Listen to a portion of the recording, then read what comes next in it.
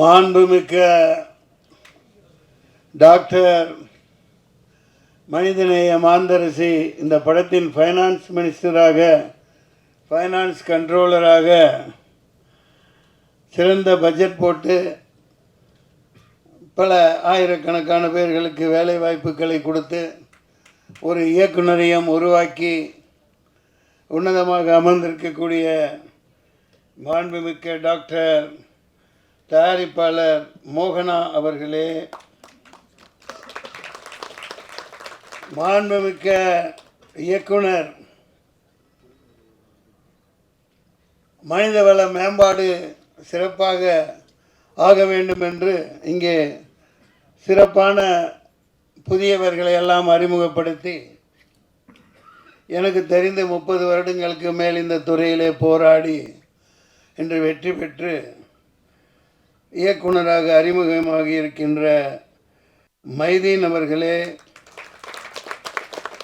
இசை புரட்சியாளன் சாதாரணமாக சொல்லக்கூடாது, இது அவருக்கான விழா.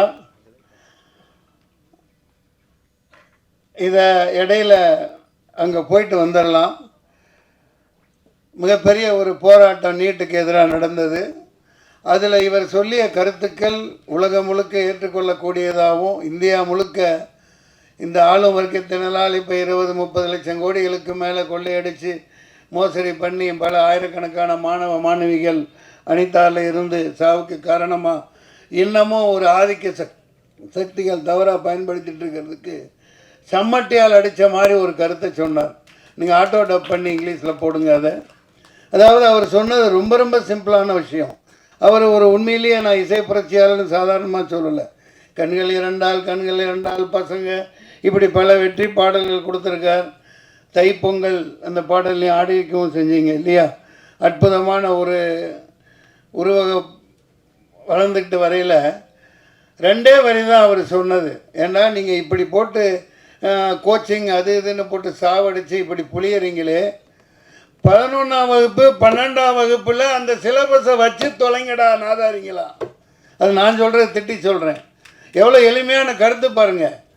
எதுக்கு அந்த சிலபஸை அந்த கோச்சிங்னு போட்டு கோடிக்கணக்காக கொள்ளையடிக்கிறாங்களே, நீ என்ன வெங்காயம் என்னமோ இளவ வை, அந்த படிப்பை 11ஆவது 12ஆவதுல வச்சு தொலைங்க அப்படின்னு பயங்கரமான ஒரு உண்மையை சொல்லியிருக்கார். அவர் பல அரசியல்வாதிகளுக்கு முன்னோடியாக நெத்தி போட்டில் அடித்த மாதிரி ஒரு இதை பண்ணியிருக்கார். அதற்காக red salute mister James Vasanthan. மேலும் ஒளி ஓவியர், இந்த படத்தின் ஒளிப்பதிவாளர் மாண்புமிக்க டாக்டர் தில்ராஜு அவர்களே. நான் என்னடா மாண்புமிக்க டாக்டர்னு சொல்கிறான்னு சில பேர் யாராவது தப்பு கணக்கு போடுவாங்க. நீங்கள் அந்த மாதிரி உட்காந்துருக்கீங்க. டைரக்டர் தைரியமாக இருங்க. 40-30 வருஷத்துக்கு முன்னாடியே 93ன்னு நினைக்கிறேன், என்னோடய முதல் படம் வெளியிட்டப்போ டாக்டர்னு பட்டம் கொடுத்தாங்க அம்மாவுக்கு. நான் அப்போ சும்மா இருக்க மாட்டேன், ஏதாவது ஒன்று பண்ணிக்கிட்டு இருப்பேன். எனக்கு தெரியும். அது என்னோடய படத்தில் 60 நடிகர்களுக்கு மேலே போட்டு நானும் படம் எடுத்தேன். ராஜாதி ராஜகுலத்துங்க, ராஜ மார்த்தாண்ட, ராஜகம்பீர, காத்தவராய, கிருஷ்ண காமராஜன். நான் என்ன பண்ணேன், மாண்புமிக்க டாக்டர் நாகேஷ் அவர்கள், மாண்புமிக்க டாக்டர் மனோரமா அவர்கள், மாண்புமிக்க டாக்டர் குள்ளமணி அவர்கள், இன்றைக்கும் போய் பாருங்கள் இருக்கும், முழுக்க 60 நடிகர்களை போட்டு விளம்பரம் படுத்தினேன். தினத்தந்தியில் போட மாட்டேன்ட்டாங்க. அப்போ சில்க் ஸ்மிதா அம்மையார் எனக்கு ஒரு பரிசாக கொடுத்துருந்தாங்க, ஒரு கார் கான்ட்ரஸாக எடுத்துகிட்டு கிளம்பிடான்னு எல்லாத்தையும் கூட்டிகிட்டு போயிட்டேன். நேராக போய் ஏன் எதனால், இல்லைங்க அது ஒரு மாண்புமிக்கங்கிறது மந்திரிகளுக்கு தான் போடுவோம், அப்படி எந்த புத்தகத்தில் இருக்குது? இல்லை நீங்கள் டாக்டர்னு போட்டிருக்கீங்க. நாங்கள் சினிமாவில் அவங்க 1000 படம் நடித்தவங்க மனோரமா, அவங்க நாங்கள் நேசிக்கிறோம், நாங்கள் பட்டம் கொடுக்குறோம், உங்களுக்கு என்ன? இப்போ போட்டு ஆகணும் போகணுன்னு சொல்லிட்டு வந்துட்டேன். அவங்க போட்டாங்க. ஏன்னா தினத்தந்தி ஆதித்தனாரோட அற்புதமான நம்ம தமிழ் உணர்வாளர். அதுபோன்று நம்மளை கௌரவிக்க வேண்டியது நம்ம கடமையாக இருக்குது. நம்ம துறையை நம்ம கேவலமாகவும் இதாகவும் பேசுகிறதுனால தான் மிகப்பெரிய அழிவுக்கு உள்ளாகிட்டு இருக்கோம். இந்த இடத்துல இதை ஏன் சொல்கிறேன், நான் வந்து எல்லாத்தையும் முடிச்சிடுறேன். மோகன்ராஜன், ஆகா எங்கப்பா அடி நிறுத்துறே, என்ன ஏய் எட்டி பின்றாரப்பா, கட்டா குஸ்தி சம்பவக்காரி, என்ன சம்பவம் பண்ணிட்டாப்பலப்பா, எங்கேருந்து தான் இந்த லிரிக்ஸ் அவருக்கு கிடைக்குதோ அடி பின்றாரு. மோகன்ராஜன் பாடலாசிரியர் அவர்களே, நிலவை பார்த்திபன் அவர்களே, வினோதினி வைத்தியநாதன், இவன் சும்மா இருக்கிறாங்களா பாருங்களேன். இந்த வயசுலேயே அவங்க அப்பாவை கூட வச்சுக்கிட்டு ரீல்ஸ் போட்டு அப்பாவை விட்டு கொடுக்காத பிள்ளையா கவர்மெண்ட்டுக்கு எதிராக சமட்டி அடிக்கிறாங்க. அவர் தைரியத்தை பாராட்டலாம். நடிகர் தோழர் மாண்புமிக்க ஜெயபிரகாஷ் அவர்களே, பிரசன்னா பாலச்சந்திரன், அருவி மதன், கவிதா பாரதி அவர்களே, இயக்குனர் மூர்த்தி அவர்களே, அக்ஷயா அவர்களே, சஞ்சய் அவர்களே, மாண்புமிக்க கோகுல் அவர்களே, நிகில் கணேஷ்குமார் அவர்களே, ஜெயசீலன், கலை இயக்குனர் ஜெயசீலன் அவர்களே, எம்எஸ் பிரபு அவர்களே, கொஞ்சம் மற்றவங்கெல்லாம் போயிட்டனால கொஞ்சம் டைம் இருக்குதுன்னு நினைக்கிறேன். அனைவருக்கும் நெஞ்சார்ந்த வாழ்த்துக்கள். இப்போது கதாநாயகனுக்கு வருவோம். இப்போ என்ன அநியாயம்ப்பா, அதாவது நம்ம ரசம் குடிச்சிருக்கோம். எனக்கு எலுமிச்சை ரசம் பிடிக்கும், பூண்டு ரசம், அப்புறம் என்ன தக்காளி ரசம், புளி ரசம், படப்பிடிப்பில் ஆச்சரியமாலாம் பொள்ளாச்சி அங்கங்கே படப்பிடிப்பில் அந்த காலத்தில் எங்களுக்கு மல்லிகைப்பூ ரசம்லாம் செஞ்சு தந்திருக்காங்க. ரொம்ப அற்புதமாக இருக்கும். மல்லிகைப்பூ தேநீர் டீ தந்திருக்காங்க. அந்த மாதிரி பல ரசங்களை நம்ம குடிச்சிருக்கோம். ஆனால் இவங்க பாருங்கள், இந்த நடிப்பில் பயங்கரமான ஒரு பல ரசத்தை புழிஞ்சிட்டு இருக்காங்க பாருங்கள். கதாநாயகன் கதாநாயகி அடேங்கப்பா, அண்ணலும் நோக்கினால் அவளும் நோக்கினால்னு ஈருடல் ஓர் உயிரா அசத்தலான ஒரு காதல் ரசத்தை பிழிந்து கொண்டிருக்கிறார்கள். அந்த குழந்தைக்கு வாழ்த்துக்கள். நல்ல அற்புதமாக இருக்குது. உஷாரா என்ன பண்ணிட்டாருன்னா, நம்ம துஷந்த் கதாநாயகன் இது கொரோனா வந்துடக்கூடாதுன்னு கண்ணாடி போட்டார். கண்ணாடி போட்டு அற்புதமாக இருக்குது, பார்த்துக்கிட்டே இருக்கலாம் போல் இருக்குப்பா. நல்ல பேர் கிடச்சிருச்சு தமிழ்நாடு தமிழ் ரசிகர்களுக்கு. அப்படி ஒரு ஜனனி பெரிய அளவுக்கு வருவீங்க, அற்புதமாக இருக்குது. இங்கே நான் இங்கே பாருங்கள், அதே நேரத்தில் இந்த பேப்பர்லாம் ஒரு விஷயத்தை நீங்கள் இன்னிலிருந்து அது மாறணும். இந்த சின்ன சின்ன இடத்துல டெக்னீஷியன் பேரை போடுறாங்க, ஹீரோக்கள் பேரை பெருசாக போடுறாங்க, போட்டுக்குங்க, தப்பில்லை. ஆனால் இந்த இரட்டடிப்பு பண்ணாதீங்க. இப்போ தொழில்நுட்ப கலைஞர்கள் கொஞ்சம் பேர் நடிகர்களை இங்கே சொல்லிட்டோம். விளம்பரம் காப்பக்கம் வரும், பேர் பெருசாக இருக்கும். ஆனால் இந்த தொழில்நுட்ப கலைஞர்கள் கீழே கண்ணுக்கே தெரியாமல் இருக்கும். அது எவ்வளோ மனசு நோகும் பாருங்கள். அது என்ன வீணாக போகுது? விளம்பர காசு கொடுக்கத்தானே செய்கிறீங்க. கொஞ்சம் இனிமேலாவது டிசைனர்ஸாக இருக்கட்டும், பேப்பரில் பப்ளிஷ் பண்ணுறவங்களா இருக்கட்டும், அப்போ அவெல்லாம் நல்லா பளிச்சுன்னு போட்டு வாப்பான்னு சொல்லுங்கள். ஏன்னா இப்போ ஹீரோவே எல்லாம் பிரதானம் அல்ல, எல்லாமே அவங்களே அல்ல. இப்போ பாருங்கள், இதில் எத்தனை பேர் சின்ன எழுத்து நான் எப்படியோ படிக்கிறேன் இந்த வெளிச்சத்தில். Director of photography Thilli Rajan, okay. Editing S Bhaskar, art Jayaseelan, Mohanrajan இங்கே வருது, அண்ணாதுரை, புவன், ஆர்எஸ் புவன் தானே பிஆர்ஓ. இது பேப்பர்களில் இனிமேலாவது இந்த திரைப்படத்தை விளம்பரம் எது கொடுத்தாலும் அந்த தொழில்நுட்ப கலைஞர்களை பெரிய அளவுக்கு போடாட்டியும் படிக்கிற அளவுக்கு போடுங்க. பல பேர் கிளம்பி வருவான், அதில் ப்ரொடியூசர் வருவான். தொழில்நுட்ப கலைஞர்களை இரட்டடிப்பு செய்யாதீங்க. ஆல் பாஸ் அற்புதமான ஒரு டைட்டில். அதாவது எல்லாரும் ஜெயிச்சாச்சு. ஆமாம், ஒன் ஸ்டெப் என்டர்டைன்மெண்ட், ஒரு அடி வெற்றி நோக்கி இன்றைக்கி அதிக அடி வச்சு வந்துட்டீங்க. அதை மனதார பாராட்டுறேன். All pass. நான் அதே ஃப்ளாஷ்பேக்கு போனால் எல்லாம் ஆங்கிலத்திலேயே பேர் இருக்குது. இப்போ டிசி இருக்குது, இது இருக்குது. அப்போ அந்த காலத்தில் அதிகமாக இருந்தனால 93 தான் நான் போய் தூய தமிழில் தமிழ் படங்களுக்கு பேர் வைக்கணும் அப்படின்னு பெருஞ்சித்தனார் வந்தாங்க. ஊமை கவிஞர் சுரதா வந்திருந்தார், என்ன வாழ்த்தினார். அவங்க அந்த வள்ளுவர் கோட்டத்தில் போல ஆகுனா போராட்டத்தில் உட்காருனேன். அந்த வாரத்திலேயே டாக்டர் கலைஞர் அவர்கள் தூய தமிழில் வைக்கப்படுகிற பெயர்களுக்கு படங்களுக்கு இவ்வளவு மானியம் அப்படின்னு 5 லட்சம் 7 லட்சம் அனௌன்ஸ் பண்ணாங்க. அது எந்த அளவுக்கு மறுபடியும் அதை நம்ம இப்போ கொண்டு போக முடியும்னு தெரியாது. அந்த விட்டுட்டு நான் ஏன் இந்த அளவுக்கு நான் இப்போ சமீபமாக ஒன்று பாதிக்கப்பட்டேன். எனக்கு மனசு வேதனையாக இருக்குது. அதை இங்கே ஆல் பாஸில் ஏன் சொல்லணுன்னா, இது கலைத்துறை சம்பந்தமானது, நடிகர் சம்பந்தமானது. கருப்புன்னு ஒரு படத்தில் நான் நடித்தேன். 4 பேர் நல்லவுக்கு 4 பேர் எங்களுக்கு பயம் கிடையாதுன்னு பாடல். நான் வில்லனுங்க ஆடுறது. பாலாஜி என்னை சொல்லி புக் பண்ணலையே சார், நாங்கள் கடைசியில் தான் வாரோம், நீங்கள் ஆடுறீங்கன்னு சொல்லி இதே பிரசாத் இதில் பயங்கரமாக ஆட வச்சாங்க. நான் ரிங்கில் நின்று என் பசங்களை கூப்பிட்டு வந்திருந்தேன். அவன் பார்த்து ஏப்பா அந்த பாட்டு எடுத்துட்டாங்கப்பா, அது நம்ம என்னப்பா பண்ண முடியும், அதை தூக்கிட்டாங்க, சரி பரவாயில்ல யூடியூப்லேயாவது வரும், யூடியூப்பில் வரும்னாங்க.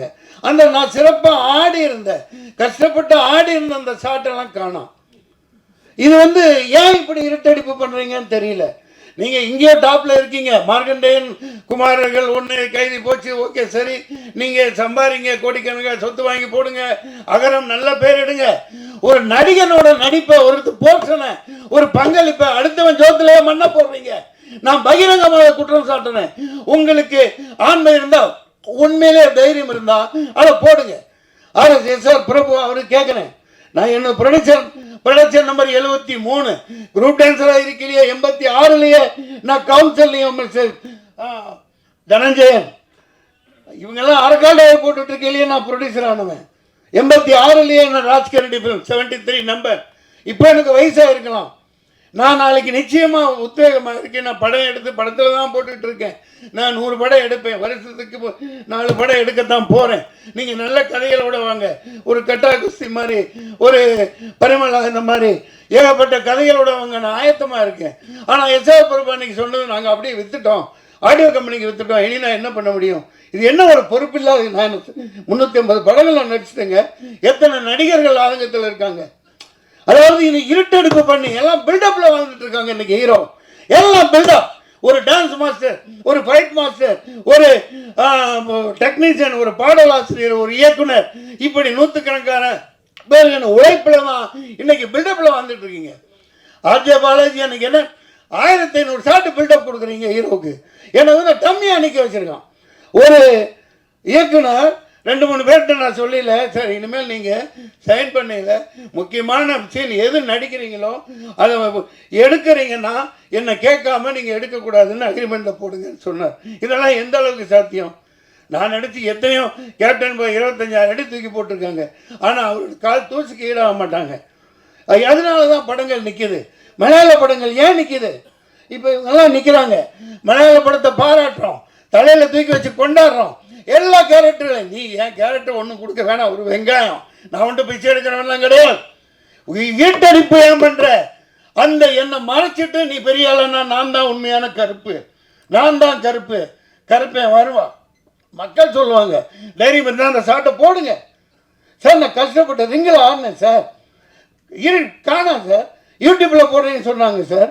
அதுக்கப்புறம் யூடியூப்லேயும் போடல. அந்த பர்டிகுலர் நான் நடித்ததை, நான் ஆடினதை, அது 2 நிமிஷம் ஷார்ட்டாக இருக்கலாம், 4 நிமிஷமாக இருக்கலாம். சூர்யா சார் இது விக்ரமத்தில் 5 நிமிஷம் தானே வந்தார். அந்த ப்ரெசன்ஸ் தானே, ஆடியன்ஸ் எல்லாத்துக்கும் இருக்காங்கல்ல சார். பசங்க பாவம், அவனுக்கு பதில் சொல்ல முடியல. கூட்டு போயிருந்தேன் ஷூட்டிங்கு. அப்பா என்னப்பா நீ அப்படி ரிங்கில் அந்த இடத்துல ஆடின, பாட்டெல்லாம் ஷார்ட் உடைச்ச, எல்லாம் செய்ய சொன்னாங்க, ஏன் போடலை? நான் உங்களுக்கு என்ன பதில் சொல்கிறது? இது என்ன இந்த மாதிரி ஒரு அயோக்கியத்தனம்? முதல்ல ஹீரோவா இருங்க, நல்லா சம்பாதிங்க, என்னமா வேணாலும் பண்ணுங்க. ஆனால் சினிமாங்கிற ஒரு கூட்டு குடும்பம், அதை ஞாபகம் வச்சுக்கோங்க. இது ஆல் பாஸ், வெற்றி அடைவோம். இந்த மாதிரி நிறைய பேர் வரணும். சினிமாங்கிறது ஒரு தனிப்பட்ட கதாநாயகனுக்கு அல்ல, ஒரு ஜனநாயகம் வந்தான்னா 100 பேர் கூட்டு போனாங்க. மலேசியா செலவு பண்ணி கூட்டு போனான், அவன் ஜனநாயகன். இங்கே நடக்கிற மதுரைக்கு கூட்டு போகல. யாரோ என் இடத்துல நான் அடட்டி பரவாயில்ல, யாரோ ஒரு பொண்ணு அவர் கூட இருந்தது, அது ஆடுது, படத்தில் நடிக்கிறது. இவர் கோட்டு போட்டுக்கிட்டு ஆடுறாரு. அடே நீ நல்லா ஆடு, நல்லா ஆடு, ஆனால் என்னை எதுக்கு போட்ட? ஏன் அப்படி இருட்டடிப்பு பண்ண? ஏன் பயம்? 2 நிமிஷம் ஷார்ட்டாக இருக்கட்டும், 4 நிமிஷமாக இருக்கட்டும், நீ போடு, காட்டு, மக்கள் பார்த்துக்குவாங்க. உனக்கு தானே பேர் வருது, உன் கம்பெனிக்கு தானே பேர் வரும். அந்த மாதிரி பகிர்ந்து கொடுக்க மாட்டேங்கிறாங்க. தனிஞ்சேன், நீங்கள் என்ன என்சைக்ளோபீடியா? இதுதான், இதை முதல்ல நோட் பண்ணுங்க. சும்மா ஜால்ரா போட்டுட்டு போகிறதுக்கு ஆள் பால் நல்லா இருக்கார், நல்லா ஓடும், ஏய் நல்லா இருந்தால் தான் படத்தை பார்ப்பான். ஒவ்வொருத்த கண்ட்ரிபியூஷனை காட்டு. இந்த பிரசாந்த் சோசன் எவ்வளோ கஷ்டப்பட்டு போட்டிருப்பாரு, எப்படி பேர் வாங்கியிருப்பாரு. அவர் உழைப்பை சுரண்ட நான் மறைச்சவர் சும்மா இருப்பாரா? I don't care time about others. Shame on them. மக்கள் இருக்காங்க, இதை சொல்லியிருக்கேன் பாருங்க. உடனே இது வச்சுருக்காங்க, அந்த ஐடி விங் வச்சுக்கிறானுங்க. எவனுக்கு வேலை கொடுக்குறானுங்களோ இல்லையோ கீழே போய் எழுவானுங்க.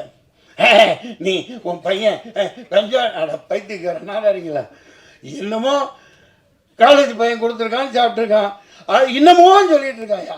நான் என்ன நல்ல வேலை செஞ்சாலும் கீழே போய் உன் பையன் கஞ்சா அடிப்பான் தெரியாதா? இப்படி ஒரு அறிப்படுத்த சனின்னு நாட்டில் சுற்றிட்டு இருக்குது. அவனுக்கு அதே தான் வேலை. பெட்டர்ஸ் கழுவ மாட்டானுங்க, அதை சொரிஞ்சுக்கிட்டே இருப்பானுங்க, குரங்குக்கு போட்டு மாதிரி. ஆல் பாஸ் அற்புதமான பெயர். இனிமேல் இங்கே விளம்பரம் என்று கொடுத்தார், விளம்பரம் என்று கொடுத்தார். ஒவ்வொரு தொழில்நுட்ப கலைஞனும் மரியாதை செய்யப்படணும். ஒவ்வொரு தொழில்நுட்ப கலைஞனும் தினத்தந்திக்கு, தினகரன், ஒவ்வொரு விளம்பர மீடியா எல்லாத்துக்கும் நான் சொல்லிக்கிறேன். இது என்னுடைய உத்தரவு, என்னுடைய கட்டளை, என் சாசனம். ஒவ்வொரு தொழில்நுட்ப கலைஞருக்கு பேரை இருட்டடிப்பு பண்ணாத, அனைவருக்கும் பகிர்ந்து கொடுத்து ஹீரோவா வாழு. நன்றி, வணக்கம், வாழ்த்துக்கள்.